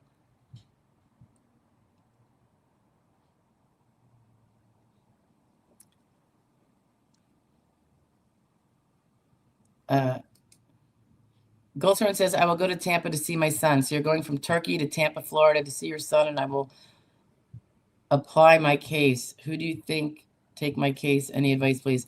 I don't really know your case, so unfortunately I can't say. I'm sorry. But you can always apply on your own. I don't even know what you're applying for. Is it? I don't know what you're applying for. The divorce stuff? Although they just told you that you can't. So I don't know. I don't know. I'm so sorry. So Deb is talking to William. Okay. Well, the flat daily rate is a monetary amount. It's not an hourly rate. So you do have to get I would keep a good journal William, on your hours. And just be like, I'm not working more than 10 hours a week, period. And then make sure your monthly income from working those 10 hours a week, whether it's flat rate or, by the hour, it doesn't matter. Make sure that it does not go over SGA for a self-employed person. But keep those hours down, because that's the other thing. CJ.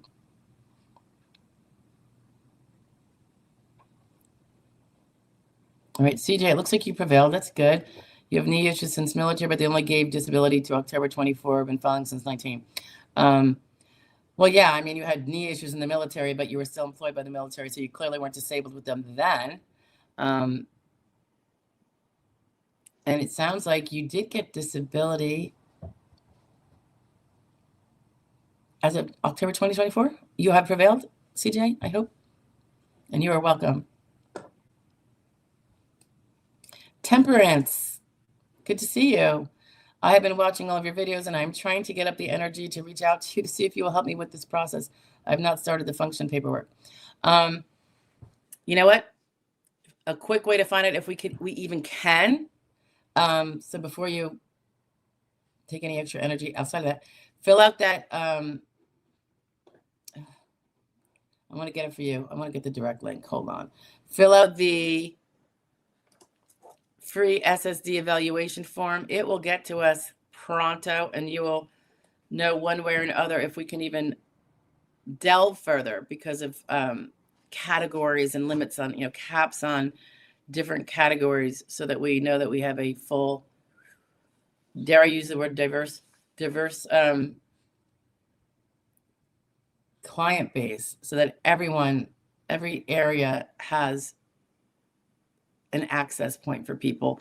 But it's capped because we can't have too many cases at once, because we only accept the number of cases that we can competently and perfectly handle.